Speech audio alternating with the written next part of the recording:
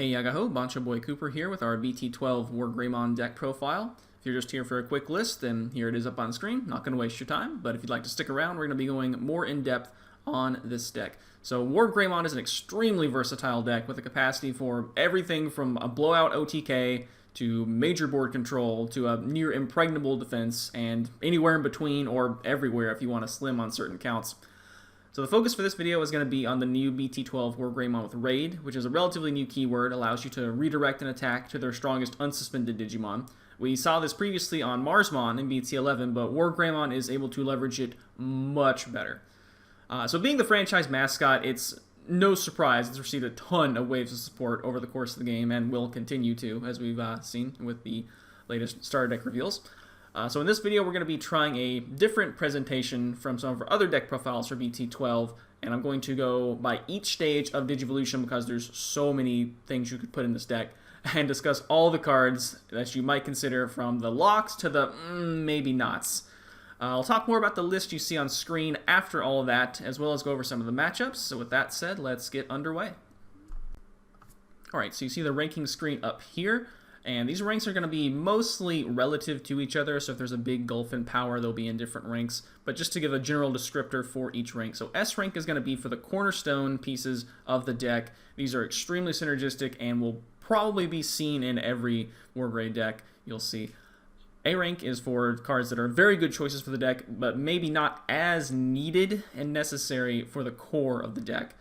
B rank is where there's a bit of a drop off. It's a decent include, but there may be some downgrades in the form of synergy, or the card might be a little bit bricky. And then some of the pages will have a C rank as well for cards that are a little out there, or maybe only useful as in niche matchups, or just as a surprise pick.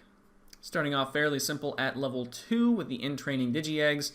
And we only have red base being considered here. That is due to a certain Agumon who mandates that we only play Koromon. There is a black Koromon, but it's really bad. So for the purposes of this video, we're only going to be looking at red base. And this really just boils down to the two in S rank there. And it's the debate between the two things you expect your baby to give you, either a DP bonus or drawing a card.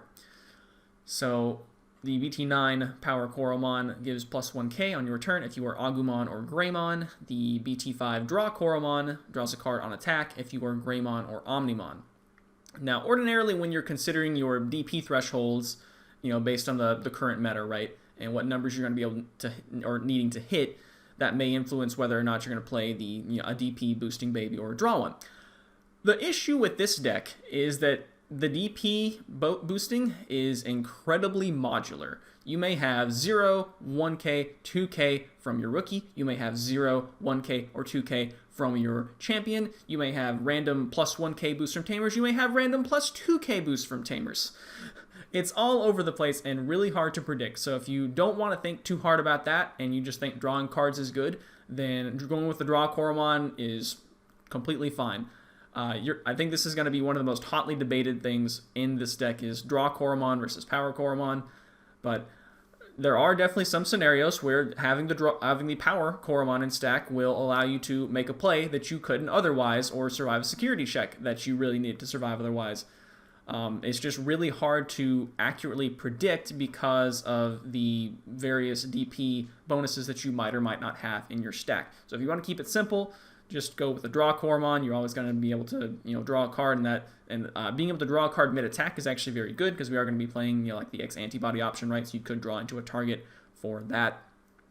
I'll also say here we also have an A rank, just for the sake of mentioning it. There is the starter deck 1 Koromon, which is actually not strictly inferior to the BT9 Koromon. It's not able to give a DP bonus to your Agumons and probably not to your Greymons, but it can give a DP bonus to your Omnimons, which the BT9 Koromon cannot. And the condition of having 4 Digivolution cards is not difficult at all to have.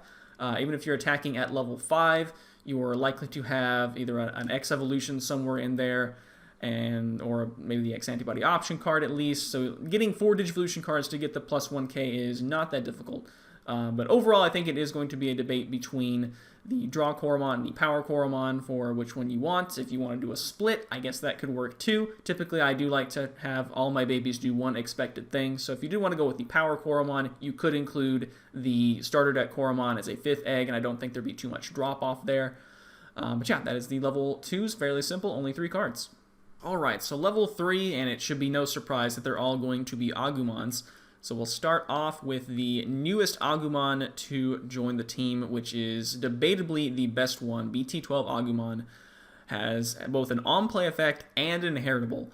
And if you played Greymon decks in the past, you know that, man, I really need to play this on-play Agumon to search, but it sure does feel bad whenever I have to evolve into it in Raising, and then this stack is not going to have an inherited DP bonus or anything on it. This guy does both, and also does it with probably the best search on any of these Agumons, because it gets to check the top 4 cards for one Greymon or Omnimon, as well as a Taikamiya in name Tamer card. It also has inheritable all turns, gaining +1 KDP, and that all turns, not just your turn, can be very good for your defensive plays. This is, I think, an easy 4 of. It's just way too good. So the evolution cost looks a little bit weird because it's 1 from black, but this is the card where it mandates us to play Koromons. You could play any color of Koromon, but we're going to play red because that's what most of the Agumons are in. Moving on to the other Agumon, the old promo 009 Agumon. Just a very simple your turn +2k if it has Greymon in its name, which it pretty much always will. You do need that DP to make proper use of Raid and to hit certain DP thresholds in this deck, and this is just the most DP that you can get out of your level 3. Now, there are the other Agumons that can give DP, but this one allows you to still get the DP when you swing at a suspended body, which sometimes you will have to. So I think this is also probably easy 4 of. And then we have Agumon X Antibody. So again, this is the only one without an inherited effect, and it does feel bad to go directly in Raising, but the crazy search power of being able to drop the BT12 Agumon, search top 4 for a Greymon, and then immediately go Agumon X on top of that for a draw, and another wheel of 3 for a Greymon or Omnimon and the X Antibody option card, it just feels really good. Sets up probably the rest of your game for just effectively a 3-memory play. It's even stronger than the BT5 Agumon. So Agumon X, especially with some of the protection we're going to be running, we do, when possible, want to stack same level cards in Source, so this is probably also a 4 of. I think these 3 in S rank are probably, you're just going to see those at 4, and for a total of 12 rookies, and then everything else is, do you want a 13th, maybe a 14th rookie? So moving on to A rank, we have a former mainstay of the deck that kind of got mostly replaced by the BT12 Agumon, which is the BT5 Agumon, that only searches the top 3, but can pick up both a Greymon and an Omnimon. So if you happen to wheel both in the same 3 cards, then you can actually pick them both up. Still definitely okay, and if you want a little bit of extra search in the deck, you can definitely consider that. I guess to immediately contrast that, we'll jump down to the other BT12 Agumon with the hand wraps, the dinosaur one. So this one, just like the black and red one, does evolve 0 from Koromon, so that's what we're concerned with here. Its inheritable effect is pretty much never going to be useful for this deck because I don't think any of the Taikamiyas actually suspend, except for, I guess, Tai and Kari. If you did want to run that, that's not actually on this list. But yeah, so the inheritable is probably never going to happen. However, it is still a top 4 search for a Greymon. You won't ever be able to pick up the Marcus Damon in this because we're not going to be running that in Tai's Agumon's build, of course. That's its own thing for a later set. But yeah, you could still use this if you want another top 4 search for a Greymon and you don't care about that being able to pick up the Omnimon and the Greymon in the top 3 cards. And then we have, rounding out A rank, we have the other DP boosting Agumon, which is also the dinosaur, which gives +2k when attacking a player. Now, what's important to note about this is with Raid, you're able to swing, activate the when attacking to gain a 2k, and then redirect, because originally your attack was declared at the player. So this is another way to gain 2k for the turn, and even if this source gets removed somehow, you get to keep this 2k bonus. For the most part, this is going to be inferior to the static +2k, but this does work with any Digimon. It doesn't have to have Greymon in its name, So kind of like the starter deck Koromon, it does work with your Omnimons as well in case that ever comes up. So if you just really want to see more DP gain in your stack, then this one can definitely be considered. Notable omission on here is the starter deck 1 Agumon, which is just a flat plus 1k. I don't think the flat plus 1k is really that worth considering, so that's just not even on here, but I'll mention it anyway. And here in B tier we have another Agumon that's definitely a more utility, I would say. It has no effect on itself, no on play, just has 1 attacking. You get to reveal the top 3 and pick up either an Agumon or any tamer card. So this is not bad, being able to wheel and grab a tamer, being able to, try to get additional rookies for future plays. Not bad, but it does feel kind of bad that this Agumon neither searches nor has a power gaining inheritable, which can be very crucial. So it's all right, but I definitely would not run it over any of the other 6 Agumons on this list. On to champions, and starting off with one of the main reasons that the Greymon decks are so hard to deal with is that they have protection from removal. Starting off with the Vaccine Greymon X, we can still run 4 copies of this card, and it allows you to just purge 2 same level sources to save itself from being deleted or bottom decked or hand bounced. And so obviously there's the contrast here, right, with the guy immediately to the right, the Virus Greymon X, which of course was limited to 1. And I would say, however, while that was definitely a blow, it's maybe a blessing in disguise, because the Vaccine Greymon X protection is better for the simple fact that you can layer it. Some decks, notably Beelzemon, don't have much of an issue popping multiple deletion effects on you in the same turn, especially something like a Beelzemon X, and having multiple 7th full clusters in the trash to return. An easy way to out your stack if you only have 1 layer of protection, but Greymon X allows you to get upwards of 3 levels of protection for every pair of same level sources you have. So we do run this at 4 because getting that protection is going to be huge to stave off against Beelzemon, Crossheart, and several other matchups where they have deletion or bounce or whatnot based effects. There are some matchups where it's not as useful, but also just being a 0-cost cycle, why not, right? So speaking of a 0-cost cycle, we have the other Virus Greymon X, which is limited to 1. The protection effect on this guy is overall not as good because it is not effectively automatically enabled by putting him over a Greymon, whereas Greymon X Vaccine is. It does require an extra card, which is the X Antibody option card. And the really broken thing about this card, though, is it's your turn effect, of course, only active while it's in the battle area, to reduce the Digivolution cost going into a Greymon by 1 per color of that card. So before, this was kind of balanced with having the multicolor ones cost 4, but as you'll see later, being able to go into a Metal Greymon for 1 is kind of silly. So this guy is still way too good not to run the 1 copy that we are allowed, and we will definitely continue to do so. And some matchups, that 1 layer of protection from the X Antibody is all you need, so you don't even have to worry too much about that. Rounding out S rank, we have the Security plus Greymon.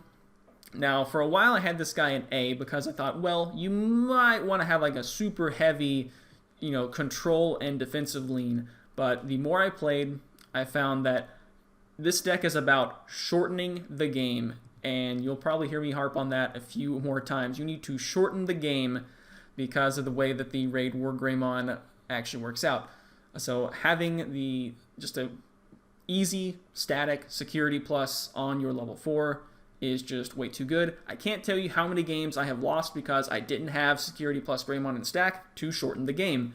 Definitely a paramount level 4. You could consider cutting it down to less than 4, but I feel like that would probably be a mistake because, again, shorten the game.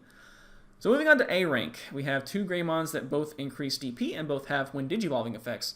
Starting off with the BT12 WarGreymon on Evolve. If you don't have a Taikamiya named Tamer in play, you can play one from hand for no cost. And as you'll see, there are some very good Taikamiyas that you can play out with this effect.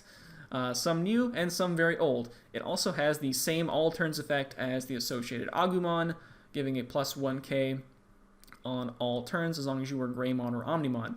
This also does have the special Digivolve condition. It looks like it's 3 from a black level 3, but in reality it's just going to be 2 from any level 3 with Agumon in the name. So that can include, of course, Agumon X Antibody, as well as potentially if you wanted to get crazy, you could play it with Agumon Expert and all that other stuff, right? Bushi Agumon if you really wanted to. The other one here is the BT5 Greymon, which on evolve regains a memory if you have specifically Agumon in its Digivolution cards, and has a your turn. If it's Greymon or Omnimon, it gets plus 2k. So for the most part, the Tamer drop value is just really good on the BT12 guy, so I would probably typically go with him for most builds. However, the 1-cost Digivolve for the BT5 Greymon is definitely better in some matchups, and the extra 1k DP over the other guy is also something to consider. Other than that, they have basically the same stat line of 5 play cost and 5k DP. So moving on to B rank, we have some of the less good picks here. So the blocker-giving BT8 Greymon, it's very nice to be able to have blocker on the stack, and this effect should pretty much always be live because everything it's going to evolve into will be red. The issue is that some of our level 5s that we want to run do not evolve from black. A lot of them that you can play do, but there are a couple that just do not, and so I really could not see running this guy with a typical level 5 lineup. It depends on your level 5 lineup, but for the most part, if you're running a significant count of anything that does not evolve from black, then this guy can just be a, oops, I really need to see at least one of my Greymon X's in this hand, or I cannot climb the line. So, really good inheritable, but it can definitely get you if you build the deck in the way that you kind of see we had in the opening there. We also have another Greymon that can drop a Tamer on attack. With its inheritable effect, you can play a Tai Kamiya from your hand that has a play cost of 3 or less. And that caveat is the main reason why this one is stuck in B tier. Now, there is a really good 3 play cost Tai Kamiya that we just got, but this is not able to free drop a memory setter, whereas the BT12 Greymon is, and also this is only when you're attacking, so I guess you could activate this, swing in as a Greymon X, but typically you're going to be level 5 or higher when you swing this in. So it's really good with the new tie that we'll see later, but I'm kind of hard-pressed to run this when we really need to, again, shorten the game with the Sec plus Greymon. We do want to have our protection with the Greymon X's, so there's only, maybe 2 to 3 slots available for additional Greymons, and I just think this one is not valid enough. It requires you to have a Tamer in hand, and another recurring thing, you could run a Tamer-heavy version of the deck, but because of a certain deck with a Restrodramon Superior mode who will tuck you under those Tamers, I do not think that is a good idea in the current meta. In the future, it potentially could be considered. And then rounding things out, we do have the BT1 Greymon, basically a side grade, if you will, overall downgrade of the BT5 Greymon. This one, the main thing about it is it does have a cheaper 4 play cost, so if you're kind of bricking, you can just play this one out for only 1 cost more than the Agumon. Now, generally, I would rather, play an Agumon and then evolve it for 1 into a Greymon, right? I guess it is worth noting that this plus 2 KDP can go to anything, but for the most part, the only things you're going to have above this are a Greymon or an Omnimon. Alright, for ultimates, so if you've been playing BT11 Black WarGreymon X, then you'll look to the right and be like, oh, how the mighty have fallen. But we'll start with S rank here with the BT12 Raid Metal Greymon, and let's start with its Digivolution cost. So a recurring trend for the BT12 line is that these guys are really statted out to be a, 1 higher than normal Digivolution cost. The thing is that with this set, they started putting special evolution bubbles to make it be kind of more of a normal Digivolution cost for that level if you stay in the line. So the consequence of that is this guy is a 2-color black and red level 5, and the Virus Greymon X allows it to therefore reduce the Digivolution cost by 2. Before, when you had to pay 4, this reduced it to 2, which was kind of fair. But this guy is able to evolve for 1 over Virus Grey X, and yeah, it's a good thing that card's limited to 1. So, that framed, we see all the effects this guy has, which includes Raid, allowing it to swing at the highest unsuspended Digimon by changing its attack target, which is important because of its second effect, whereas a bonus for rating when an attack target is changed on all turns, including by blocking, or it could be another Digimon that blocks actually, you're able, or it could be this guy getting blocked even, you're able to free drop a 4-cost or less black or red tamer, of which I think there's one 5-cost red tamer, BT13 Marcus, we have right now, but that's not relevant anyway. So just free tamer just for rating is some really good value. It's only a native 7k is like the only knock on this card really, but you of course have ample DP boosting inheritables to swing over opposing level 5s. But definitely the best thing about the card is its inheritable, which just gives piercing to Greymons or Omnimons. Now, we already had a Metal Greymon that gave piercing, but it only gave piercing to Dragonkin. So basically just your WarGreymons and Black WarGreymons. This is extremely important because of its partner in crime in S, which is the Vaccine BT9 Metal Greymon X Antibody. Digivolves for 0 on top of Metal Greymon and gains security attack +1 always, and if it's got Metal Greymon or X Antibody in source, gains a +3k through the end of the opponent's turn. And that is potentially the most important reason of why I think this is definitely the superior Metal Greymon X Antibody. Even though this card's mono red and doesn't have any black anywhere on it, and typically DP gain through the opponent's turn is black's thing, yeah, this guy just has +3k through the end of the opponent's turn. And as you'll see, that's absolutely huge. There are a ton of powerhouse level 5 plays you can make with this duo.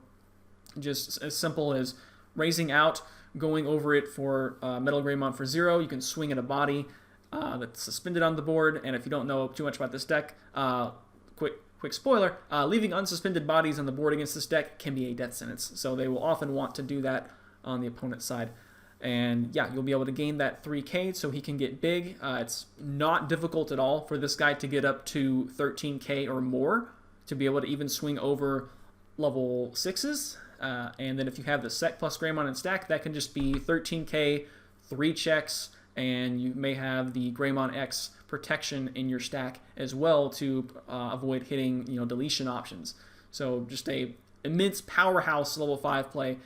And I guess we'll go ahead and talk about one of the cool little combos you can do with these two, which is with the X Antibody option card. Say they have a massive, 14k guy out there, unsuspended.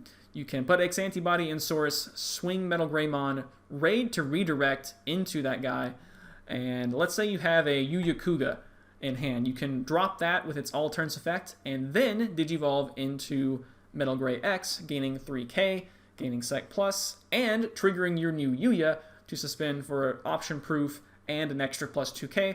So if you've got even I think the Draw Koromon and the +2k Agumon in source, there's already going to be a 15k swing coming at the opponent with option cards not mattering to Metal Greymon and piercing through it for 3 checks.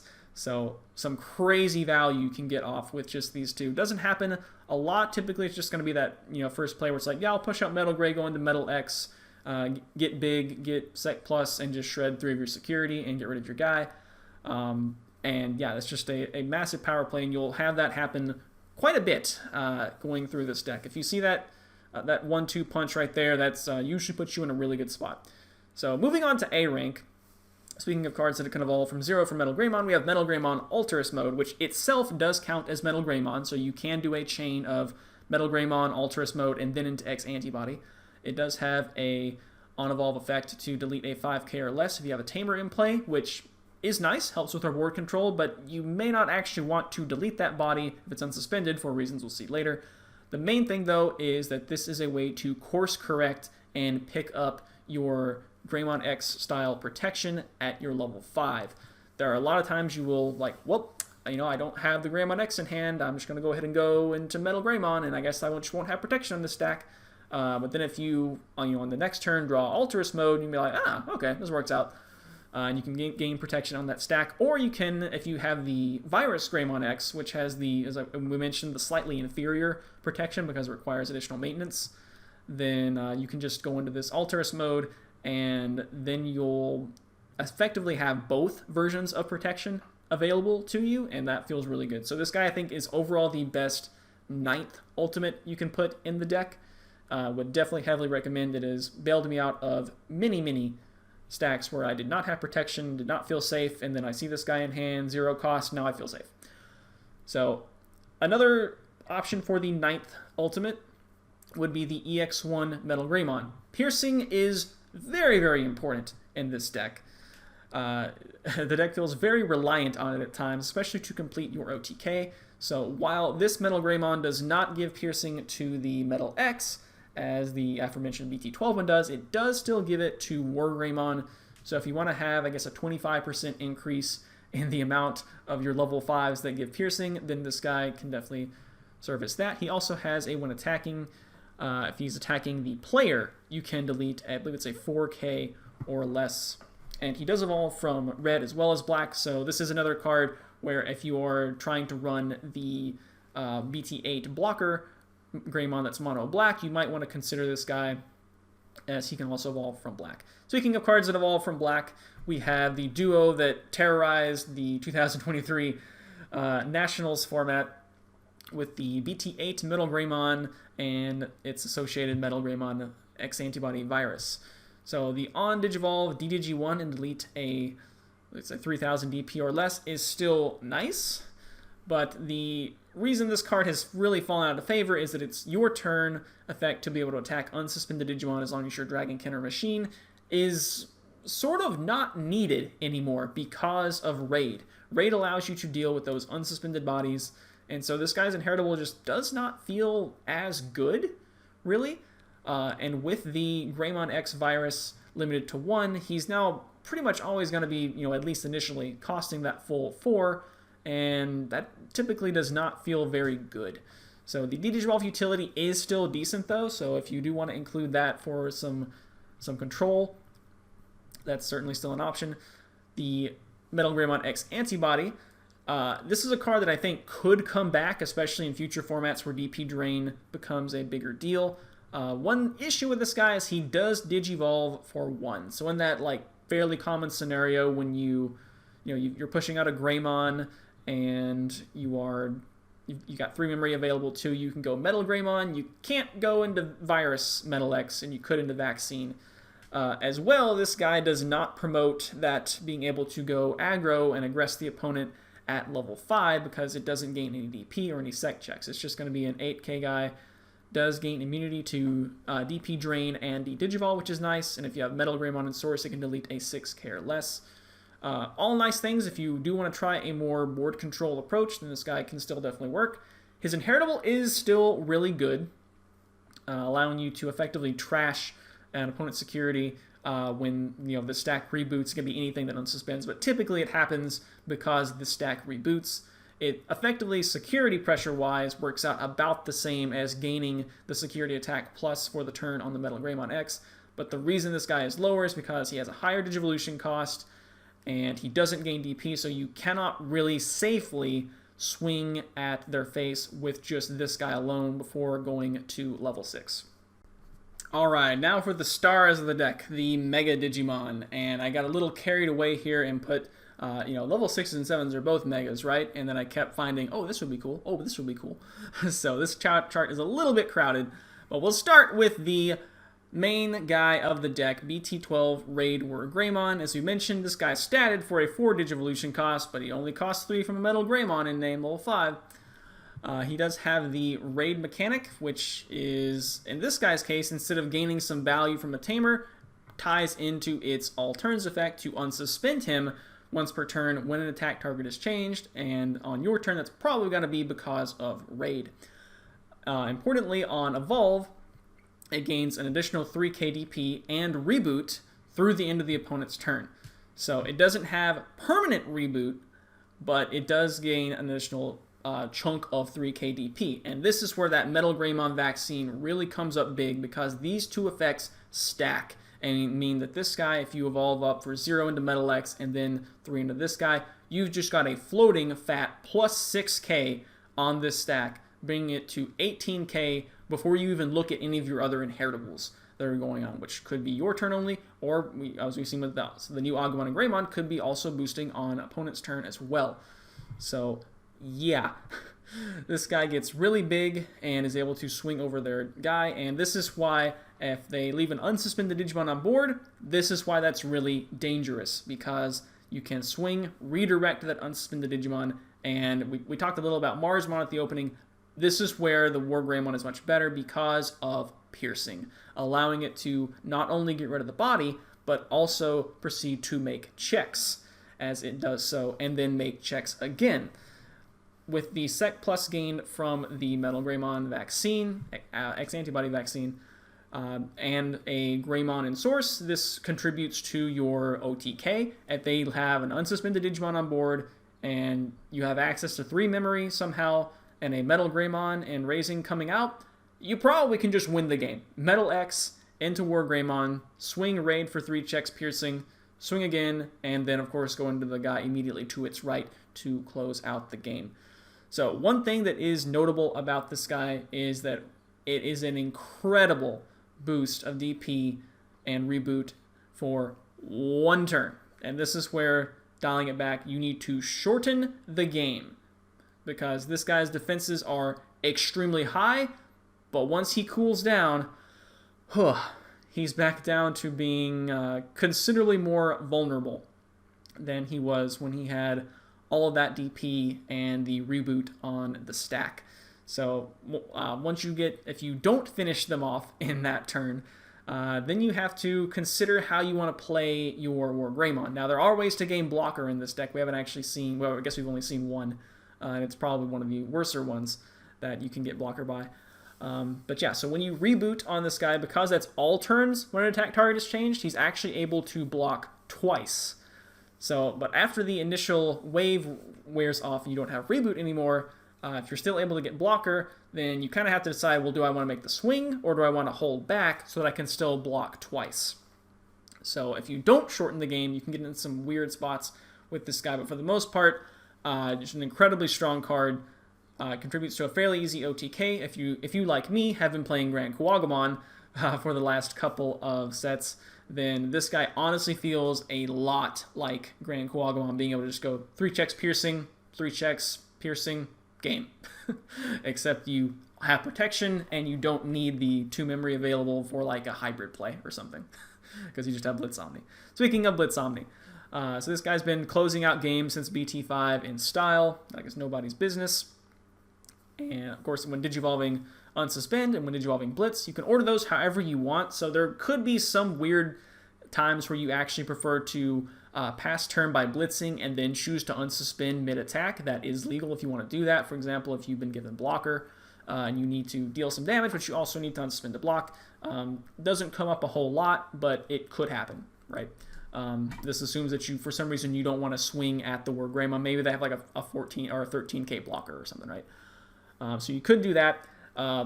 The other effect on him that doesn't really get used a lot, because usually, again, he just comes down to close out the game, is his all turns effect being very similar to the Greymon X protection, protecting it from a delete or a bounce or a tuck by purging a level 6 in its sources to the trash. So this is another way to gain an extra layer of protection, especially against decks like Beelzemon. Being a level 7 makes it a lot harder for their cards like Deathslinger and EX2 Beelzemon to delete it. So being able to go into this guy is really good. And remember, you will be able to keep reboot and all that DP on the stack. So your Omnimon can actually still reboot into a massive blocker. And that can be a great thing as well to close up the game next turn, especially if you wiped out maybe all the security with the Omnimon swing, but then you didn't quite have the extra swing to finish the game. So those two I think you'll see in every WarGreymon deck. And this guy, the next guy was teetering on A, but ultimately I decided, no, there's too much of a gulf of power here to put him with the rest of the stuff in A tier, and that is Black WarGreymon X Antibody. Yes, Black WarGreymon X Antibody, not WarGreymon X Antibody. Why is this? Black WarGreymon X has innate reboot, which is much more synergistic with the style of the deck, with the blocker stuff that we will see. So effectively, you should just treat this guy as a completely separate level 6. One of the important things here is it is an X-Antibody Digimon, which means that you're able to swing with the X-Antibody option card and go into this guy for a big, chunky boost of DP. It is very costly at a 5-cost Digivolve, but one of the most important things about this card is the opponent's turn redirecting of their highest DP Digimon. This is important in matchups like against the Hunters deck, where some of your ways to gain blocker in this deck do require a Tamer to be on the board. We kind of alluded to this earlier with why felt the Greymon that could drop a Tamer wasn't very good. Against Hunters, you don't really want to have Tamers on the board, but you would still like to be able to block their Arrestordemon Superior mode that is going to be, swinging at you, potentially jamming for multiple checks, and then doing so again at the end of the turn. If you can just say redirect, then you save all of that damage, right? So having that redirect without you don't even need the X antibody option in source to get that redirect. So this can be a, efficient way to get effectively a blocker. It's not quite the same as blocker because you can only redirect the highest DP, and that can get you in trouble sometimes. But for the most part, it is effectively a block. And with the redirect, if it has actual blocker, then you still basically have the 2 blocks, right?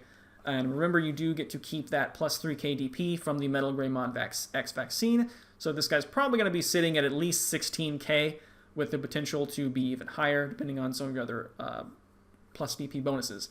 If you do have X antibody in source, then he also turns into a great control card, being able to, when he reboots, delete their lowest, I believe it's lowest play, one with the lowest play cost. So you get to delete their smallest guy. Again, much like the other guy, it does work whenever anything unsuspends on the opponent's turn. But typically it's going to be because this one rebooted. So yeah, with the reboot synergy, it's just really good. All right, moving into A rank and starting at the top of A rank with the BT8 Black WarGreymon. Fittingly enough, a dark mirror of the Raid WarGreymon, both aesthetically and mechanically. What I mean by that is, against the threat, at least, of Raid WarGreymon opponents will not want to leave unsuspended Digimon on the board. So if there's a Digimon on the board, they really want to turn those cards sideways and swing with them. So if they live, they're at least thinking, okay, well, at least it can't be raided into, so I'm not dead.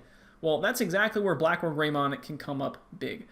So the reason this card is a rank lower is because it does have a 4 Digivolution cost as opposed to 3, because it came out a set before the special Evo bubbles. So otherwise this card could have probably had a 3 from Metal Greymon in name, but oh well. So what's important for the purposes of our OTK angle is the all turns effect. When an opponent's Digimon is deleted, you can unsuspend this Digimon. So instead of deleting or unsuspending because of the raid, in the attack target switch, you get to unsuspend because it was deleted, in this case by battle, right? And the big change here from how Black WarGreymon typically operated in the past is you used to have, of course, the BT8 Metal Greymon to allow it to, bop an unsuspended Digimon, and that kind of felt like, okay, free kill, and then I'll go at security after that. Now you have access to piercing, so you can swing through a suspended Digimon, get checks, and then do so again, and then Blitz Omni, close up the game, whatever, right? So what if they have, however, an unsuspended Digimon? You wish you had Raid WarGreymon, right? Well, quite possibly. But if that Digimon has a 6 play cost or less, then you can actually still do the same thing. You'll just have to swing in with your Metal Greymon, then go into Black WarGreymon, and with its Twin Digivolving effect, which it's more so known for, you can, as long as you have black and red, you can pick any combination of 6 play cost or less on the opponent's side of Tamers and Digimon and delete them. So you can just delete that 6 play cost Digimon, unsuspend, and go from there. Minor ruling thing here to note, you do have to delete at least one thing if there is an eligible target. However, if they have, say, a 3-cost Tamer and a 3-cost suspended Digimon, you really want to make the check at the bigger Black WarGreymon. You can go ahead, go into Black WarGreymon, just delete the Tamer, and then still have the suspended Digimon to swing over. So bear that in mind. And that's just talking about this card on offense, right? I feel like we haven't talked about enough the kind of the 2-turn kill potential that this deck really has, where you get 3 checks in with your Metal X, and then maybe you can't keep turn going into level 6, but maybe that's fine because it's going to reboot into a blocker. With Black WarGreymon here, you can kill off a Digimon to unsuspend it. Or you can just, shred their Tamer cards, right? That's probably the main thing this card's known for, is being able to kill off 6 play cost worth of Digimon or Tamers. And it was really the first good Tamer removal that we got. And there's a lot of good 3-cost Tamers in the current meta. Ian Mako and Beelzemon. That's a big shut-off of their memory gain. Of course, the Young Hunters deck has a lot of 3-cost Tamers in it. And just, lots of 3-cost Tamers to fall prey to Black WarGreymon. yeah, it doesn't quite have reboot nor X antibody, but it works well enough with the deck being a nice complement to WarGreymon that it definitely is worth a consideration. Jumping down to the other level 6 in A rank, we have Gaiomon, which is one of the other X antibody Black WarGreymon form. Of course, is treated as 7 Greymon in its name, so it works with everything in the deck like you would want. Has a couple of nice perks. One of them is the security attack +1 that's just built into it. This really allows you to get your 2-turn kill more reliably, or allows you to get that extra sec check that you need for the, ideally you can go 3 checks and then have the 2 checks game on the next turn. So if you miss one of your pieces, either the Sec plus Greymon or the Metal Gray X, then this can come in and provide that extra sec check on your level 6 while still being able to blitz at a large DP body. And of course it does have reboot as well, which is sort of the operative thing here to synergize with a lot of the deck, being able to reboot into a blocker with cards that we, again, will see momentarily. It also has, when Digivolving, of course, Blitz, but also the Digivolve utility. It can be very good against certain decks. You can do things like Digivolve Beelzemon's Ballmon back to a Wizardmon and make them have another level 5, or at least have to waste a Rival's Barrage to get one back. Being able to Digivolve things like Quartzmon or Shoutmon Cross 7 can be really good. So that Digivolve utility is quite good, but it doesn't inherently offer any defensive capability, and it also does not have the ability to double block, which I just remembered I don't think I mentioned on the Black WarGreymon. That is an all turns effect, so if you block successfully with Black WarGreymon, that's able to unsuspend and block again. So it's not quite as defensive as your other pieces, but if you want to be a little more consistent on getting your extra checks in with your level 6, then you can definitely consider Gaiomon. And again, the Digivolve control kind of mostly, I think, is here to make up for the extra Digivolve cost on this guy. But it's definitely a really good include. You do not need the X antibody in its Digivolution cards to get any of its effects, so that's very helpful. You don't have to worry about trying to find that, whereas Black WarGreymon you kind of do. And also, it is itself an X antibody Digimon, so in a kind of a weird reversal, right? In BT11, Black WarGreymon decks would play this evolve on top of the Metal Greymon so that you could evolve and then blitz at an unsuspended Digimon. Now you actually kind of need to do the reverse. You need to have the X antibody raid with Metal Gray BT12 and then go into this guy to swing at their unsuspended Digimon, which is kind of weird, right? But that is a thing that you can do. So that's it for Gaiomon. Moving on to the pair of Omnimon X antibodies, and I really can't decide which one of these is honestly better. It's going to vary matchup to matchup, but the original BT5 Omni X, if you stack up protection from deletion, bot deck, all that stuff on this guy, he is just a massive pain to remove. He has the one attacking to delete an opponent's Digimon, so that kind of feels like an okay replacement for your when attacking you can raid into a blocker, right, with the WarGreymon. And of course on the opponent's turn you can just end their attack at the reaction timing, right, by trashing 2 of its Digivolution cards. So this can just stop attacks on top of potentially having blocker, right? So it's another great defensive piece to just make sure that you can get it back to your turn and hopefully close out the game from there. You can also, of course, Digivolve it on top of your Omnimon for the cost of 3, which could potentially happen, although that's more relevant with the other guy. So if you want to have a more defensive wall Omni X, then this is your guy, BT5. It will always cost that full 6, which kind of sucks, but oh well. The other fella from BT10, Omni X, has a little bit higher DP, a little bit higher Digivolution cost, but it can be reduced to only 5 if you do have the X antibody option card in the Digivolution cards. We've got the correct print there, as was actually recently released in the revision pack where it's non-foil, which is really funny to see. But it has, when Digivolving, you can bot deck everything they have with the highest level. So that's the big thing. I think that's one of the bigger things here, is that is a form of removal that you otherwise do not have access to with this deck. So if a deck is resistant to deletion effects, such as, for example, Ulforce Vidramon, right, with Evade, you can get around that by bottom decking it with the Omni X instead. So I think that's one of the main reasons to run this card, is if you really want that bot deck utility. But of course, the when Digivolving, when attacking effect is stellar as well. once per turn on both, allowing, whichever way you decide to activate it, allowing you to return a level 6 or the X antibody option card from its sources to bottom of deck to activate the Omega Enforce and scan their security and trash whatever card among it you want, and then, put them back, and then proceed to make checks. Or if you trash their last security, then that's just for game. So, yeah, both of these guys can be gone into with the X antibody option card. Definitely the BT10 Omni X is a little bit stronger because you have 2 when digivolving effects to be able to use, whereas Omni X BT6 does not offer you any immediate benefit apart from having that nice defensive wall with its opponent's turn effect.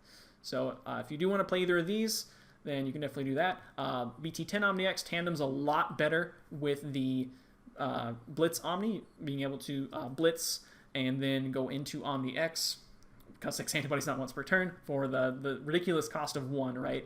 That definitely can work. However, that does require seeing your probably 2 level 7s that you run both at the same time in the hand. So yeah, lining up that combo feels really good, but it probably will not happen that often.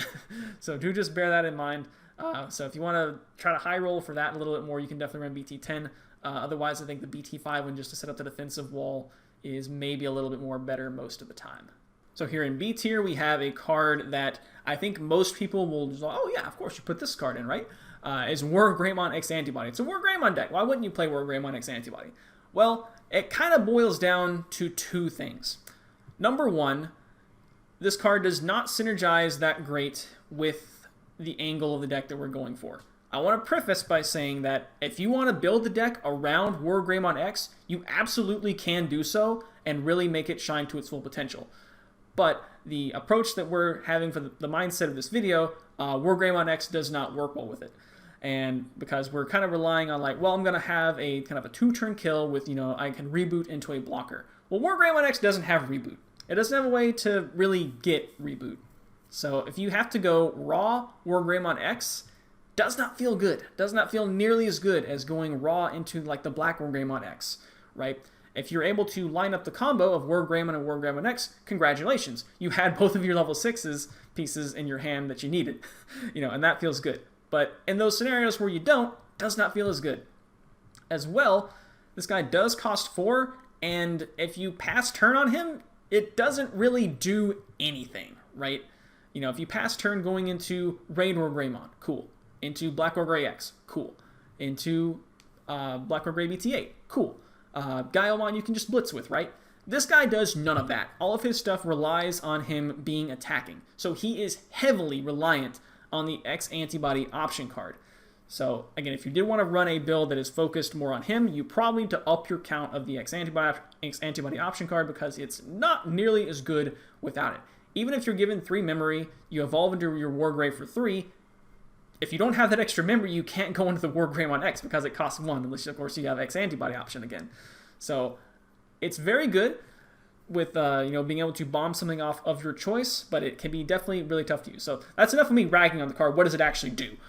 So on all turns, when a card is removed from the opponent's security stack, you get to gain a memory. So you can often refund his Digivolution cost, but again, you kind of have to be mid-attack already, right, for that to really work out. And then end of attack, if it's got X antibody, which it probably will want, or WarGreymon in sources, then you can delete something with lower DP. And given how large your DP can get with this deck, that's probably going to be anything on their board that's vulnerable to deletion, of course.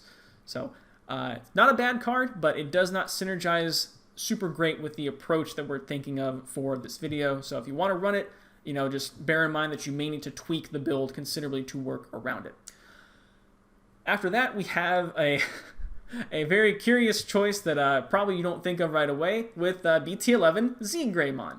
So this is a blue card. Why is it in the red deck? Well, it does still Digivolve for 3 from a red level 5, probably because of, Omni Shoutmon. But there are 2 things about this card that are important. Which the first is less important, which is it Digivolves 2 from Metal Greymon. So you can get a 2-cost level 6 with this guy over your Metal Greymon. Doesn't have to be the Blue Flare Metal Greymon. It can be any Metal Greymon. But it has to be Metal Greymon. So if you want to Digivolve this guy on top of Metal Greymon X Antibody, it will still cost you the full 3, bear in mind. But what's important about this guy is one word, unsuspend. When digivolving, unsuspend this Digimon. The rest of the text on the card does not matter. Everything below there pretty much does not matter, apart from it does have Greymon in its name, which means you can pick it up with all of your Agumon searches. It means it works with your piercing, all your stuff, right? It is still a full-fledged, legitimate Greymon. It does only have 11k DP, but you have a lot of boosting available to the deck. So if the opponent is playing coy and not giving you any Digimon on the board, whether unsuspended or suspended, then you can say, fine, I'll push out, swing 3 checks with Metal Greymon X, Z Greymon for 3, unsuspend, swing again, Blitz Omni, because this card is still blue, and therefore can still go into Blitz Omni. So you can also use this too if the stack does get blocker from the tie that we'll see here momentarily. You can use this to still end the turn by unsuspending it and at least having something that can block once, right? So definitely a card I think you probably won't see too much because it is a bit out there, but other than not being searchable by Red Memory Boost, it still is found by all the Agumons, so it is definitely something to consider. So we do have a C rank on this chart because there's way too many cards on here. Starting off with the BT1 WarGreymon, gaining Sec Plus on Evolve, as well as negating option cards during your turn for its swings. This was really good when it came out, and it's still pretty good. It kind of took a bit of a dive when the BT9 came out, and the Greymon X protection kind of allowed you to shrug off option cards anyway, of the deletion hand bouncer bot deck variety. But if you're terrified of security control or anything that can run Chaos Degrade and Wyvern's Breath, then this guy can definitely still do some work. Definitely a good combo with the Wargrey X if you do want to go with that build. Then we have a pair of kind of oddball level 7s, I guess. Starting with the one that's kind of actually a ball, which is Quartzmon. So all of our level 6s that we're going to feasibly run in the deck are going to be black, and Quartzmon does digivolve from a level 6 black. So you can just digivolve into Quartzmon on top of your WarGreymon, and that's totally fine. Usually you see this guy coming down for 9 over a save in text level 5 in the Hunter's deck, but you can definitely still use it here on Evolve. You suspend the world, everything, and then you regain a memory for every pair of suspended cards on both players' sides. So it's possible to keep turn with this if there's 6 total things on the board that are suspended, and then you only pay 6 initially, right?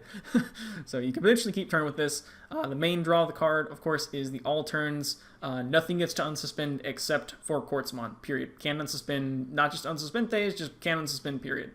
The main deck that this card is lethal against is Ulforce Vidramon. So if you really hate Ulforce, you can just tap down all their tamers. They can't unsuspend. You lose the Greymon X protection and all of your good inheritables and whatnot, but you don't really need it because if Ulforce can't unsuspend, that's how they do their bounce. So you literally can't be bounced.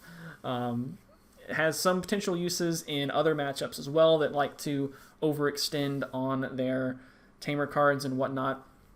So you can definitely capitalize on some board states with Quartzmon. It's going to be kind of rare. And of course it does have one attacking for every 5 total suspended things on either player's board. You get to trash the top security. Usually it's only going to be a 1 security trash, but if Crossheart's gone too crazy, I guess, with a bunch of tamers, then you might be able to actually trash 2 things. We typically are not going to have a big board on our side, though, so its utility is definitely a little bit limited. But if the opponent does have a really big board, then of course Death X-Mon can come up and be big. This card's pretty infamous at this point. A lot of people want it limited or banned. 20 play cost, but reduces by 3 for every thing on their side of the board, Tamers or Digimon. So it can come down for much cheaper than what the effect does, de-digivolving their whole board and then deleting all level 4s or less. So yeah, I don't really feel the need to say too much about this card, other than you can digivolve it from your WarGreymon if they have, for some reason, like a Psychemon to stop play cost reductions. It's possible.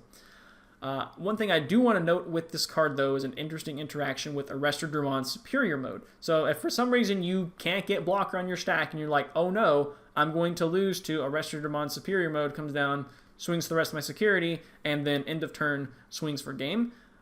So funny thing about that, if that's the lowest DP, or lowest play cost rather, on their side, and they don't pass turn with a lower play cost body, then at the end of turn, they get to declare their attack as the turn player priority, but then you actually get to delete them with Death X before the attack actually connects.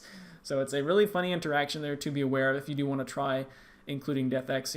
It's one of the most splashable cards. So, can come up big against Crossheart, come big against Hunters to just de-digivolve their Quartzmon, right? And those against those decks, you have a pretty decent chance of keeping turn with it. It's not uncommon for them to have 6 or 7 cards on the board to fuel Death X's cost.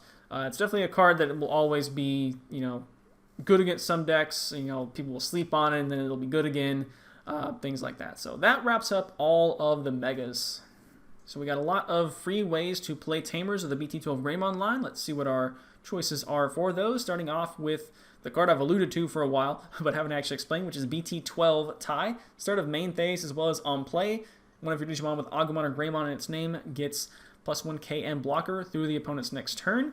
And this is really good because your Raid WarGreymon does not natively have blocker. So you do need Tie there supporting him to give blocker and be able to, of course, block twice because all turns, blocking changes an attack target. So you get to unsuspend your Raid WarGreymon as well as contributing it some extra DP to be able to block with. And it's not uncommon to see, WarGreymon be up at like 19 to like 21,000 DP being able to block twice. And that's just with protection. And that's just, that's what you want to see as the WarGrey player for sure. On top of that, this is only a 3-cost Tamer, but it does have your turn. You can regain a memory by suspending it when you Digivolve into a Greymon or Omnimon. It is worth noting that you cannot gain the memory going into Agumon X, and you cannot give the blocker to Omnimon. So it doesn't work with, neither effect works with like the entire deck, but it works with the part that you would probably prefer it to have. So moving on to A rank, we have our 2 primary memory setters. And this is where you can decide, do you want to be more offensive and aggro with the deck, or do you want to be a little more defensive with the deck? Or you could run a split of these as well. So starting off with, both of these are set to 3 Tamers, as per usual with the 4 cost. BT1 Tie just gives an extra security attack if you're a red Digimon with 4 or more sources. So the main thing here is it can help you fix your stack if you don't have either the Metal Gray X or the Sec Plus Greymon, because you can get that 3rd check back and still continue to go from there. However, if you already have both of those, then this card feels a little bit wasted because the 4th check probably isn't going to amount to anything. In fact, you may not necessarily want to make the 4th check with your Metal Greymon X if you don't have quite enough DP gain in that stack to be confident checking multiple security. So. But definitely, being able to correct the Sec Plus values on your stack and push for your OTK is really good. And of course, it's still very essential to if you do go with a WarGreymon X focused build. The other option for your level, or for your set to 3 rather, is Yuya. Of course, used in Black or Gray and BT11, and is actually still very good here, allowing you to just gain 2 KDP on the stack through the opponent's turn when you Digivolve into a Greymon, and if you did a same level slide, which can also be Alterous mode, might bear in mind it does not have to be an X antibody that you Digivolve into, allows you to also get the option proof effect. So even if you have just like 1 copy of this card, if you're going up against the deck with like security control where you do kind of have to worry about their option cards still, you may want to wait until you can pull off a turn with Yuya to be able to negate those chaos degrades and whatnot from killing your stack. So Yuya definitely still provides a lot of good utility. If anything, just the plus 2k DP that persists through the opponent's turn can be really important. So definitely do not underwrite Yuya, even though he's more associated with the Black WarGreymon deck, because again, we're kind of leveraging all the Greymon support with this deck. So on to B rank, a card that was formerly seen a ton in the WarGreymon X focus builds, which was Cool Boy. Yeah, this is another card that people definitely wanted banned or limited, and I think the ship has probably sailed on it at this point. They just let it stick around until I guess it's not too relevant anymore, and that's definitely the case right now. Because Cool Boy, the issue with Cool Boy on this 2-cost Tamer that still does all these things, is that it will bottom deck any of your pieces that are not X antibody. And the pieces that are like most important for this deck, the Raid WarGrey, the BT7 Raid Metal Gray, the Blitz Omni, the Sec Plus Greymon, all of these pieces that we really, really want to see, Cool Boy doesn't find them. Yeah, it's nice to be able to pick up the Metal Greymon X, the Greymon X and whatnot, Also, it's probably not going to find a rookie. I mean, it might. If it does, it's going to be Agu X, which you really don't want as your only rookie in raising. So a lot of feel bads with this card. Of course, when you do the X slide out of the battle area, you do get to suspend it to gain a memory and draw a card, which is nice, but I just think there are better things you can do. I would rather run a memory boost over this pretty much all the time. It's also not a red or black tamer, so you can't free drop it with anything in the deck, right? Little Tie, though, is a droppable tamer with this deck. Opponent's turn, when you use blocker to suspend a Digimon, you can unsuspend one of your Digimon by suspending it. So this can potentially allow you to triple block with your Raid WarGreymon or what have you. It just basically adds another block that you can do. You probably will not need that because, again, you want to shorten the game. But in case you ever did, for some reason, the tie allows you to get an extra block with the one big body that you do have. Finally, just rounding out, I guess, most of the rest of the ties. There are actually a few other ties that are not even on this list, but we do have the set to 3 black tie from BT2, which just gives you a plus 1k on the opponent's turn on all your black Digimon, just a little bit of extra DP. Again, for the most part, I would rather just have an extra copy of the BT12 tie. And then you could potentially, we didn't talk about it, but you could get cheeky and run Agumon Bond of Bravery in the deck. And also just the old BT6 tie, literally the oldest tie that we have available, in terms of age. Being able to gain a memory and draw a card when you push out an Agumon or a Greymon. So yeah, those are pretty much all the ties that I think that you would want to run. But I would probably mostly stick to the one, the pair of ties and the Yuya for the most part. All right, finally we come to option cards. And I know this video has gone on over an hour, but I guess we've talked about like 50 cards, so I guess that's kind of justified. Anyway, so the 2 mainstay S rank option cards are definitely going to be Red Memory Boost and the X Antibody option card.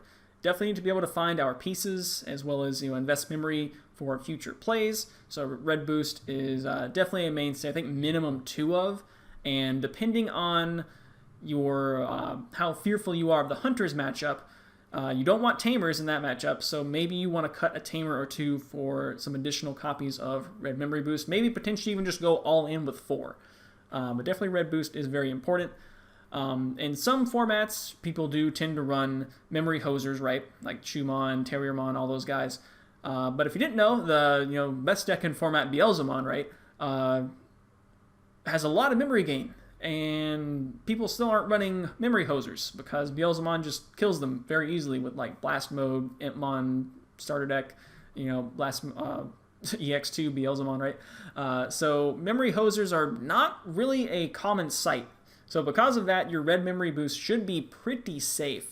And in many cases, a Red Boost is going to be better than a Tamer that sets you to 3, because with the 2 memory from Red Boost, you're basically going to be at 3 anyway. And if they give you any more than 1, then you're going to be able to actually be at 4, which could allow you to make some other plays.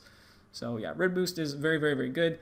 The X Antibody option card, also very, very good. You don't need it as much as you did in past Black WarGreymon decks. So typically 2 is about a good count for this card.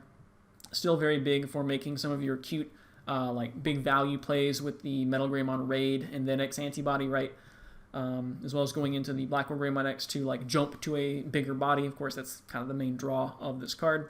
But you typically do not really need it for your bread and butter play. But it is still definitely valuable enough that you do want to run at least 1 or 2 copies of it. So moving into A rank, start off with Hades Force. This is a card that very possibly could be S rank.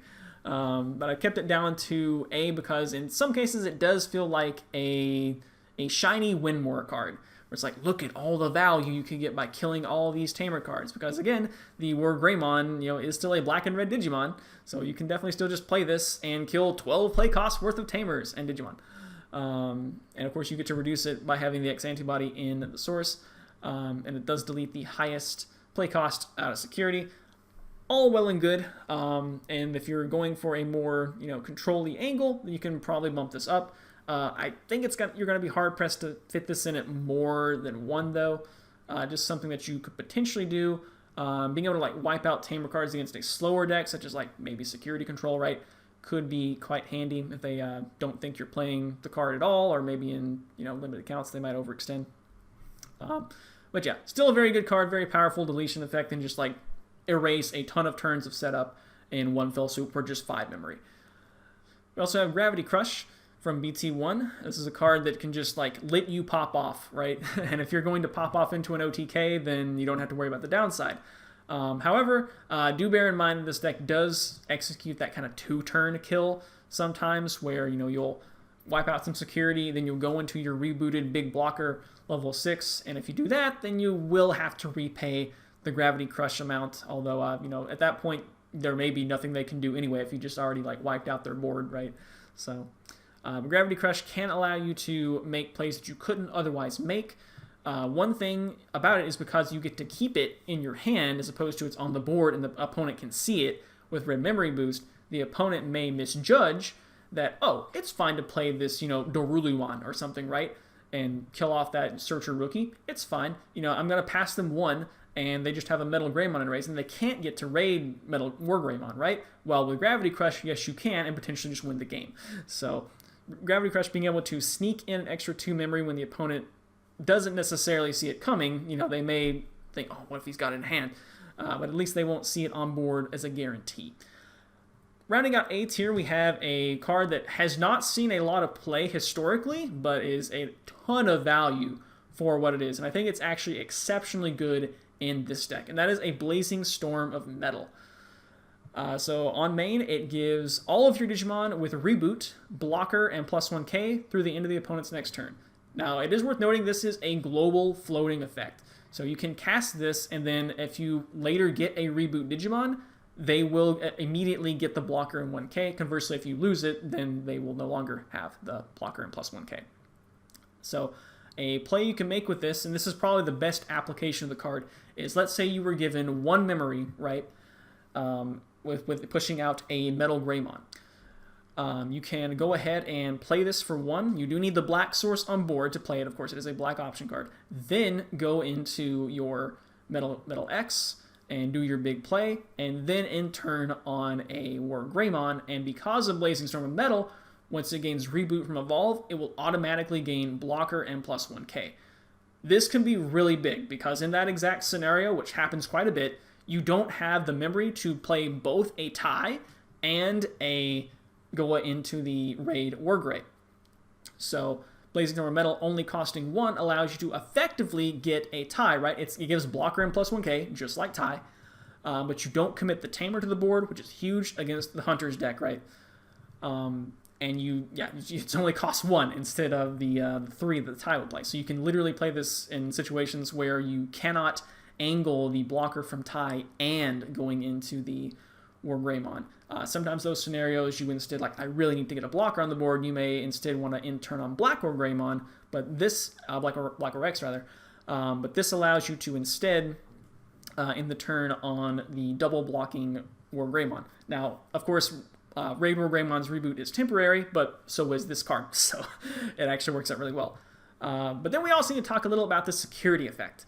So the security effect adds to the hand, which is nice, but it also has the same effect as Breath of the Gods, where the opponent can no longer declare attacks against players for the rest of their turn. This has a great benefit to you if they have multiple Digimon on board they were going to swing out with, right?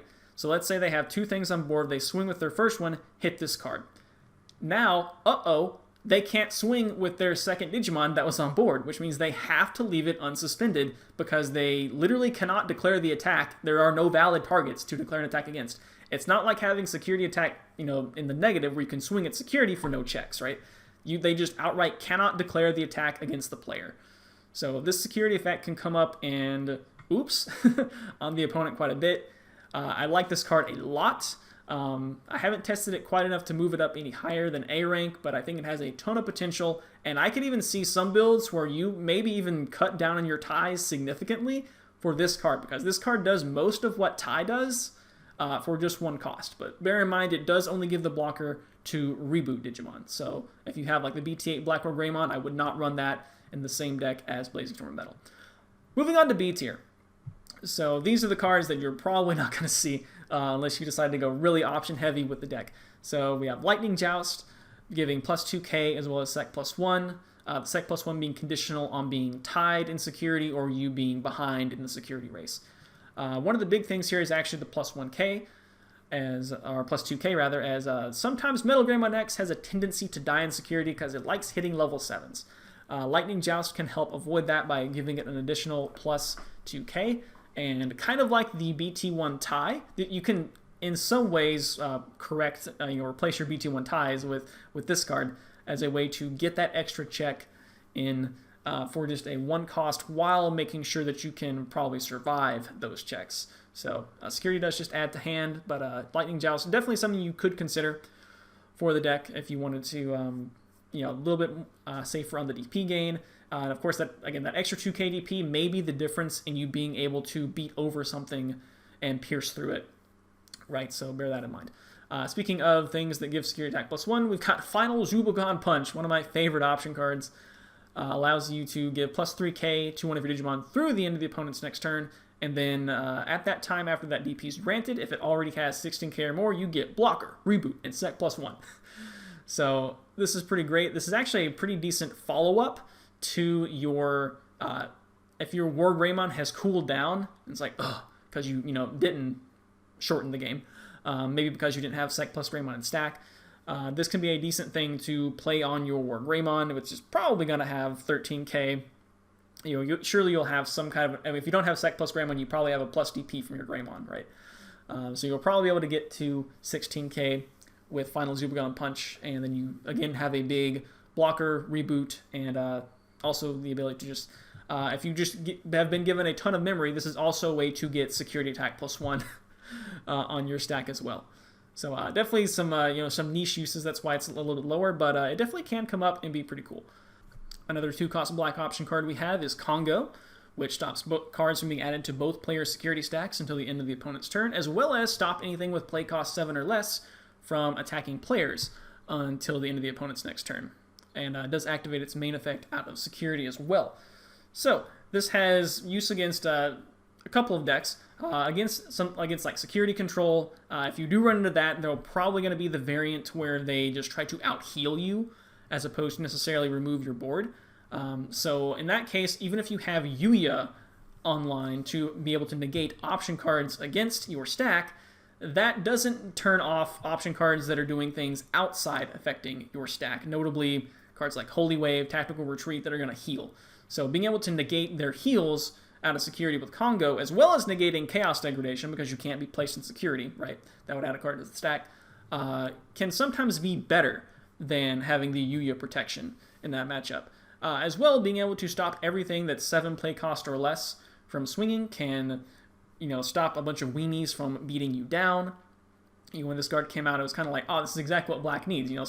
Stop like a wide board from just rushing you down. It's exceptionally good with Black WarGrey X, which can only redirect the highest DP. So something that you can get around Black WarGrey X by is by having one big Digimon, but then you actually, like with Cross Arts or something, right? You just make a bunch of the smaller guys and swing with them, and you cannot redirect those because they're not the highest DP. So Congo can stop, Stratmon Cross 3 from swinging, as well as all the other little guys that they might make. And just in general, it reduces the amount of Digimon you have coming at you. Those are not, it's kind of a corner case, and security control is definitely not a commonly played deck in the current meta, so that's why this one is a little bit lower as well. And speaking of security control, that's also why Delicate Plan sneaks into the list in the last slot in C tier for just outright negating all security effects on option cards it checks. Doesn't have that same utility of stopping the weenie swings, but it's a Delicate Plan. If you're really just overly concerned with the opponent's option cards killing you, then it'll probably always be a card that is relevant and worth keeping in mind. Alright, so to quickly boomerang back and wrap up talking about the deck list. So you'll see most of the things on here are things that I had in S rank. We do have the Draw Koromon here for the aforementioned reasons of it's hard to predict the DP thresholds that you're going to be at in your stack, so just give me that consistent draw. Again, this is totally personal preference, and you're going to have some scenarios where the DP matters, some scenarios where the DP does not matter, and you'd rather have the draw, so what have you. We each have the 12 S-rank Agumons that we mentioned, the best searcher for the deck, the best DP gainer for the deck, and the Agu X to be able to turn on multiple levels of Grey X protection, as well as have a fantastic search on both when digivolving and on play. We've got the full playset of the Greymon X antibodies because Beelzemon is a big deck and it will delete you, and so I want as many ways to gain protection from deletion bot deck hand bounce as possible in the deck. Of course, we've got the 4 Sec plus Greymons because, again, we need to shorten the game. Raid WarGreymon has a limited time offer on its immense defense potential, so shorten the game as much as possible. We do have the new BT12 WarGreymon because being able to free drop that tie that you may have picked up on the BT12 Agumon search is really good value. It's a 2-cost Evo to drop a 3 or 4 cost Tamer and advance the board state pretty good, and the all turns to help with our blocks is also quite good.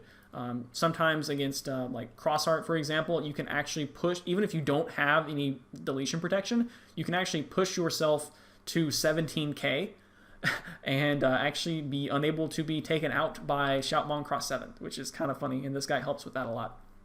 We do have the 1-2 punch of level 5 with the BT12 Metal Greymon and the Metal X. We've talked about that combo well enough. We got the 1 of Alterous mode to correct the protection in the stack if need be. 4 of the Star of the Show Raid WarGreymon and 2 of its backup Black War X, which is better in certain matchups such as Hunters, where you do not want to put a Tamer on the board to get blocker and then get put under by a Restorative on Superior mode. 2 of Blitz Omni. We just have 2 Blitz Omni because we're not going to try to high roll and find the 1-2 Omni punch. And also just, the number of games you will lose because I couldn't close out the game this turn because it didn't have Blitz Omni is a lot. And sometimes one of the other Omnis would help, and sometimes it would not. So you could cut this for another one of the Omni X's if you so chose, but I definitely do like it at 2 because you do want to see it a lot of the time. We still have a 1 of Hades Horse in here. Again, can be tricky to time properly and not get too big-eyed and greedy on it, but it is definitely still a good resource to have access to somewhere in the deck. We've got 2 copies of Red Memory Boost. I think this is probably the minimum you should be playing. We do have a ton of search in this deck with all the Agumons, but having a little bit more is always appreciated as well. Again, the 2 of X Antibody to allow some of your trick plays. Going really good for the Black or Gray X, as well as if you have to go raw Metal Gray X, you can still put on a lot of security pressure that way. As long as you put this in the sources, you can still potentially swing for upwards of 3 checks, and then hopefully you can still go into Raid or Gray to reboot. You just won't have the piercing, so you cannot OTK with it. Then we have a fairly balanced split of the Tamer cards here. We got 3 tie that can give blocker and plus 1k, the new one, and then a 1-1 split on the Yuya and the tie. Sometimes we do want that sec plus. Sometimes I would honestly rather just have the DP, and the option proof can help as well. Alright, let's try to quickly run through a couple of the most common matchups you'll see in BT12 in the interest of trying to keep this video under 90 minutes. So we'll start with the big boogeyman himself, Beelzemon. So this is a matchup where you definitely want to get your Greymon X vaccine protection online because you will probably need multiple layers of it. Not only from effects on their turn that delete you, but just out of security, right? The deck can just casually run 6 kill cards because they have 6 or more kill cards because they just have utility for things besides, playing them from hand to kill. So, yeah, it's very important to get that protection on there. Alterous mode can come up really big for correcting your Virus Gray X protection into something better. One of the things you have to work around in this deck is the Balmon starter deck on deletion that it floats into another Beelzemon, which even applies if it evolves further up the stack.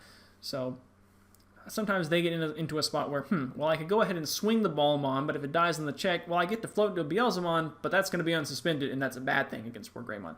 But if I leave the Balmon unsuspended, then, then that's just even worse, because then they just raid into it, and then they raid into the Beelzemon that comes afterward. So you can get some weird things that go on with that. One cute way you can work around it is Black WarGreymon X has the ability to, if you've got the X antibody, you can go ahead and just swing at security, right? And then use his reboot to pop on the opponent's turn when that effect has already expired.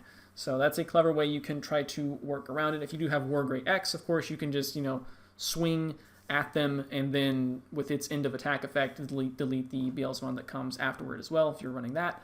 So you have some ways to counteract that. Overall, because you have resistance to their deletion, which is all just straight deletion, and you can just produce a massive 18k blocker fairly easily. If they don't run Balmon X to stack the DP inherits their Apex DP with the EX2 Itmon, and the starter deck Balmon is going to be a plus 5k on top of their 12k, so 17k. They cannot break over your 18k WarGreymon, and so you can probably just, block them out of the game, and we can't really do a whole lot about it. So I think if both decks get a medium roll, then I think you overall have the advantage. However, of course, it's Beelzemon, and so, with they get a little bit of luck and give them an inch, and they'll take a mile, right? So that is definitely something to be aware of. And this is one matchup where Yuya can definitely be really good to avoid getting I just randomly hit, 3 Rivals Barrage and Security and just died. Oh well.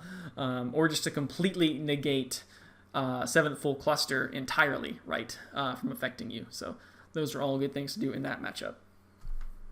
Another very popular pick for BT12 is the Young Hunters deck, and this is my favorite matchup in this format, not because it's heavily favored for WarGrey, but because both sides have to adjust their game plan, and if they don't know how to adjust that game plan properly, then they will probably lose.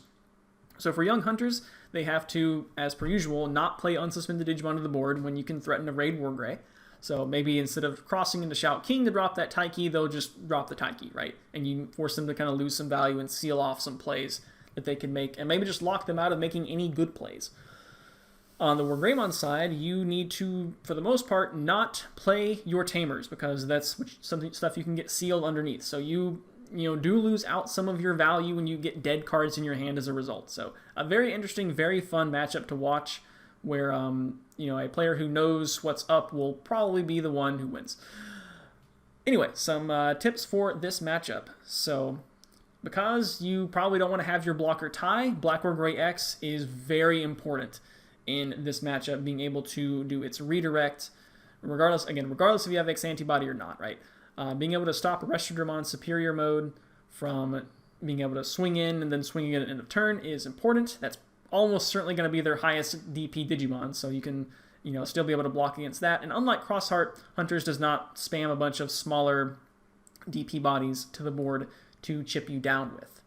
So Black Warrior X is very important for that, and if you kind of seal off that avenue of victory for them, then they kind of have to lean into Quartzmon. So every Hunter's deck is going to play 4 of Restordramon Superior Mode, but Quartzmon is a bit more debated. I've seen some people swear it's a brick and they don't run it at all. I've seen some that go overboard and run it at 4, but typically 1 to 3 is fairly expectable. And yeah, Quartzmon can be very irritating because it can just lock you out of the game, right? Tap down your guy, I can't reboot, I can't do all this cool stuff. The good thing is, if you've been playing right, you probably only have one thing on your board, so you minimize the amount of memory gain they're going to be able to peel back with Quartzmon. And that can open the window to you being able to clap them back. One of the important things in this matchup to deal with Quartzmon, so you could run some the Digivolve cards and whatnot, like the BT8 Metal Greymon, Gaiomon, and so forth. But just a playstyle adjustment you can make is push out your first stack ASAP and or just build from the board. So if you play a Searcher rookie like BT12 Agu, try to build your first stack on the board. And that way you keep your raising area threatening something that can come out and deal with Quartzmon immediately. For the most part, Hunters doesn't have a lot of ways to deal with medium bodies on the board. Their best thing is typically the Shoutmon King version that can delete a 4k or less. So if you at least go starter deck Greymon over the BT12 Agumon, well, it's 5k on all turns. And the rest of your Greymons are already 5k. You may see a minus 2k drain with the Kakimon, so you could potentially get knocked out by 6k. But other than that, their best way of removing medium range bodies is admittedly a good one, the Omni Shoutmon from BT12, which is typically going to be deleting, I believe it's is it 10k? Or it depends on how many sources they have. They can typically take out your level 5 even, but if you're already at level 5, then hopefully you were able to get the Greymon X protection on the stack, so you then therefore don't really have to worry as much about Omni Shoutmon, and hopefully they committed a couple of resources to that on a body that doesn't save or resave or anything. So if you can get your protection on your level 5 and pass turn on that, then you're sitting quite pretty even against the Omni Shoutmon. And yeah, it's kind of a similar strategy to what Black WarGreymon would employ against Grand Kuwagamon, where they had to, address the Black WarGreymon immediately. But then if the Grand Quagga player could out that stack and then they had to start rebuilding from scratch next turn, then that was bad. Whereas if the Black WarGrey player had a stack to push out a Raising and Threaten with, then that felt a lot better. Similar concept here to Quartzmon with wanting to be able to push out, and this is where like the BT5 Greymon can come up huge because it's a 1 cost, even in the battle area, as well as giving a plus 2k. You can actually beat over Quartzmon with Metal Gray X. You can rack up to 16k with the right set of inheritables, so bear that in mind as well. Overall, this is a pretty 50-50 matchup, I would say. Hunters can get lucky and get a bunch of tamers out of security, of course. Ideally you find your defensive pieces at the right time. You may want to try to hold your Black WarGrey X, because that's a great way to raid into it with Metal Gray X antibody into Black War X to get enough DP to push over it. So all things you can consider for Hunters. Definitely a very fun matchup though. Crossheart. So Crossheart gained mostly just one notable card. There were technically a couple of Crossheart tagged cards, but one notable card from BT12, which is Shoutmon Cross 7 Superior Mode, which is tailor-made by Bandai to counter and apologize for the Greymon X protection, being able to bot deck the whole sources. Not trash them, bot deck them, so you can get rid of X antibody, I guess, and then bot deck the Digimon itself. So this is definitely a hard counter to your, Immortal WarGreymon stack, right? But opinions on this card are kind of mixed. Some people think it's really good. Some people think it's just a brick in the hand, so you may see anywhere from 0 to 2 of it being played. It does have a big 17k to try to break over, so there is that to contend with, and which can be really annoying in security as well if you don't have your full DP on your WarGreymon. Maybe you missed the Metal X, for example, right, and you're only swinging at 15 or 16k, which is enough to get over Cross 7, but not Superior Mode. Speaking of Cross 7, Cross 7 is probably the biggest pain in the butt for you as the WarGrey player, not because it can come down and kill your stack, because the turn that it's likely going to have the chance to do that, you're going to be big DP, probably bigger than it, and if you're not, then you probably have more, or you have levels of protection, right? Where it really gets problematic is after your WarGreymon cools down, because even if they only have an incomplete Cross 7, as long as they've got Z-Greymon and Sparrowmon for blocker reboot, then they're going to be at least 15k, and your WarGreymon has cooled back down to 12k, and hopefully you've got a couple of inheritables on there, and maybe a tie. You can play tie in this matchup to give you a plus 1k, hopefully an Agumon plus 2k. You bottom line, you have to actually have some consistent plus DP in order to deal with the Cross 7.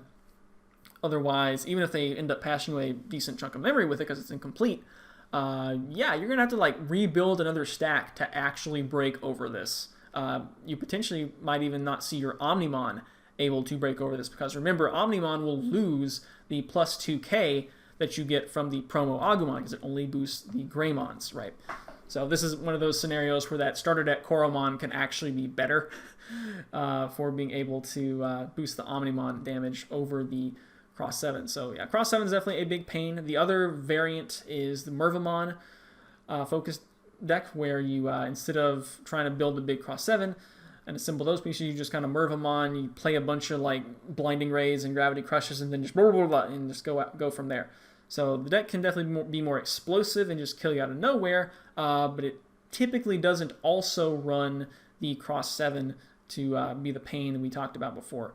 The bodies do all come out with Rush and Blocker. You don't super care about Blocker too much, because you can just raid into them. Although it does pull out too, so you may maybe more than you can deal with. But yeah, and of course there are some versions that do actually play a blend of both, or maybe a one of Mervamon in the Cross 7 version. So a lot of things to be concerned with Crossheart for sure. It's I would say probably actually a harder matchup than BLs or Hunters, if I'm being honest, because they can just aggro you down early. They can get lucky out of security, hitting a bunch of tamers, right? A lot of things that can definitely go very wrong for you, for sure. So Crossheart, tough matchup, but definitely still winnable. And those three are the only in-depth talks I want to give. There's a ton of decks in BT12. Right, Gallantmon, Red Hybrid, you should be fairly favored against those. They do not like your deletion negation, as well as your big body that they can't quite get their DP up high enough for. Imperial Dramon, likewise, you have bot deck resistance. Ulfors can be a little tricky if they are able to get their, blocker evade and all that combo going on, but you can definitely outspeed them, as they do need to see their tamers, whereas you don't necessarily need to see your tamers to, OTK, right? So there's more pieces that they have to find. We've talked a little bit about security control and whatnot as throughout the course of this video.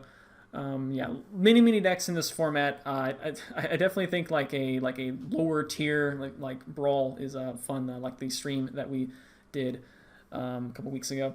I guess some tidbits about the mirror. So sometimes in the mirror, whoever pushes out the stack first loses, and this can be the case if they match you in your stack for stack, because typically you have more your turn DP than opponent's turn DP.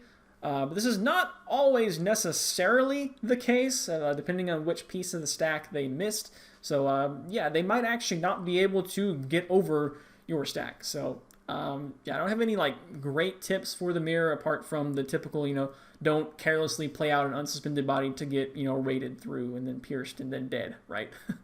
So be aware of that. And then also, of course, this deck has a ton variety in card choices you can make in it, as evidenced by this video gone on over 90 minutes, right? I guess we did talk through like 50 some odd cards, so there is that. But yeah, be aware of things like hitting like, oh, there's a Gravity Crush I saw in Security Game 1, so be aware that they play that, and any other sort of like out of the ordinary cards that may influence your decision making going into the future games in the set. Alright, well, we're over 90 minutes into the video at this point, so it's about time to wrap up. Thanks for watching until the end, or if you just had the, quick click at the, and grab the list from the start of the video, that's totally fine too, I understand. But this has been a deep dive into pretty much every card you could conceivably want to run in BT12 WarGreymon. I guess we did cover 50 some odd cards, so maybe the length isn't actually as bad as I'm thinking it is. Yeah, be interested to see in the comments if you guys think I left anything out. Anything omitted, anything that was rated too high, too low. I know a lot of this is player preference, so interested to see what your guys' preferences are for, what you think the bigger meta threats are and worth adjusting counts for, so forth, so on. Also, interested to hear what you guys think of this format. We do have several deck profiles coming up for BT12 on this channel, so done by various people with various presentation styles, so be interested to see if you guys like this one or if you like another one better. How we can improve that. Would you rather this be a little bit shorter and more to the point and not as in-depth? Perhaps as like a separate upload of like, here's like just the deck in like under 5 minutes, please, and don't waste 90 minutes of my time. So regardless, look forward to seeing what you have to say in the comments, and yeah, stick tuned here to the Bancho Boys channel. We will have local gameplay resuming shortly for BT12, and yeah, we're going into a set of regionals, so good luck at that if you're competing, and later days.